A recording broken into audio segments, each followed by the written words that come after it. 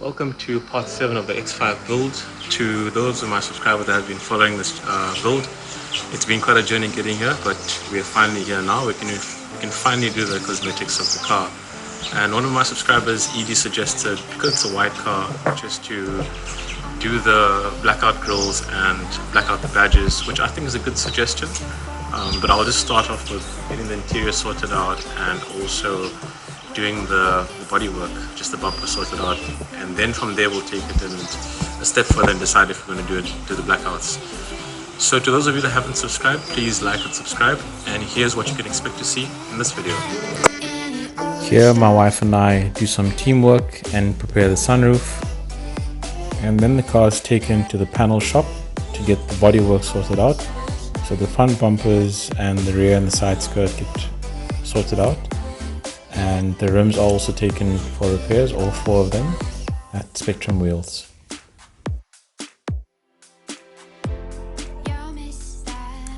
In the previous episode I had a problem with the overflow oil line, so to get access to that I had to remove the whole intake manifold, and this is the line in question that had to be removed. Once that was reinstalled, I did notice that there was some oil around the injectors, so I decided to do the tappet cover gasket. So everything had to be removed, and as you can see, the tappet cover was removed, everything was cleaned, new gaskets put in, and then everything reinstalled back together, and the car was running fine after. Then I scanned the car and checked for the remaining codes. I'll spray a little bit of this first. Oh, it's hot. You mustn't breathe it now. So we'll let it stick for a bit.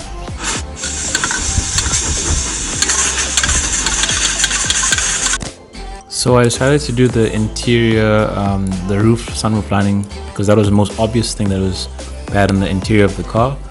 So as you can see here, I'm just spraying some contact adhesive onto the rear end of the panoramic sunroof. So the car has 2 sections with this panoramic sunroof. The rear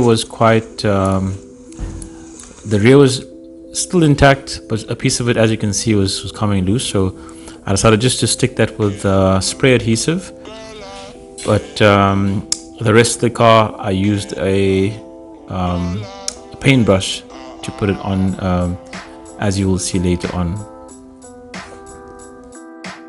So after 10 minutes, once the adhesive has dried a bit, we use the spatula just to spray, to just stick both ends together and make sure that there's material going into the grooves as well.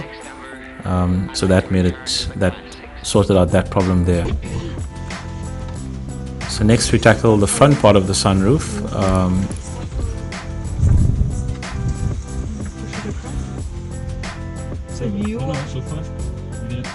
So what you will do, you will hold the material and I will hold the chair and start sliding. So my wife decided on the game plan, how we're going to tackle this front piece. So I started off by applying a thin layer of the contact adhesive. So the way it works is that you have to put a bit on either end of it. I learned this the hard way, because the first time I did it, I did not actually wait for the 10 minutes for it to dry. So this is actually a second attempt. The first time I actually used the spray adhesive, which didn't work nicely. So I bought this one here, and I put a thin layer on the whole of the front of the sunroof, and then you allow for this to dry afterwards for about 10 minutes or so. Once it is, if you put your finger on it and it's not sticky, then that means it's adequate for the second surface to be stuck onto it. So we just made sure to apply a good amount on the sunroof here. As you guys can see, my wife has taken over, but I'm doing the difficult job of holding the tin firm and steady. We are now preparing the material to apply to the sunroof. I got this material online. It looks like an Alcantara or suede-like material.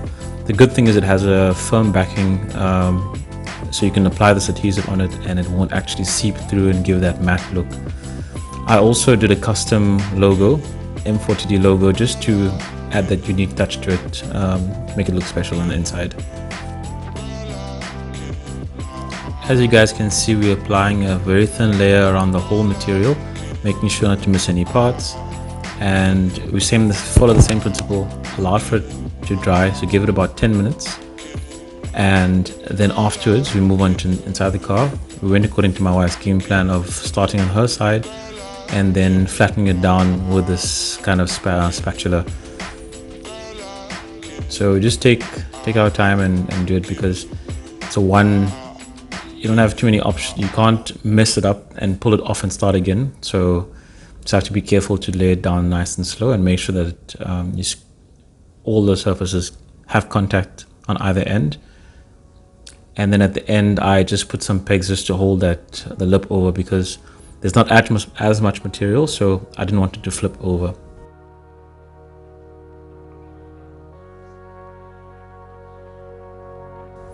Some of you may recall how the X5 initially looked. It was in quite a bad shape. It was a non-run flat, so you can see there's a flat tire. The side skirt had a hole in it. The front bumpers had scratches everywhere and dents. The grille the bonnet had a dent close to the grille, and all 4 of these rims were scratched. And in the rear as well, there were some scratches, and that black smoke had damaged the paintwork around the rear bumpers. So the car's come quite a long way. I had all 4 rims repaired by Spectrum Wheels, repaired and resprayed with a diamond finish. It was more expensive, but I think it looks better on this car. I had all 4, the side skirts were all repaired, and the bumper as well, repaired and resprayed. There was a dent on the bonnet, the boot lid as well, that was also repaired.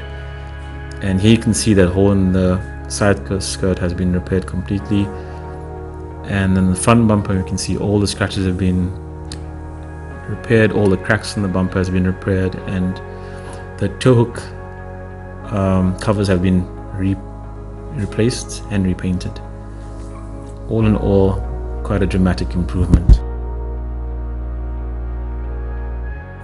The other repairs done to the car include changing the front shocks, because it was making a noise. The controls are still fine. I replaced all 4 tires to run flats, and here we can see I just did another video with better lighting, because the previous one was a bit suboptimal lighting. And this is actually after I had the car detailed, so the interior and exterior is cleaned, and all wheel arches were also cleaned. They also cleaned the bonnet. Underneath the bonnet where all the black smoke had also damaged some of the paintwork there. You'll see later on in the video that was also sorted out.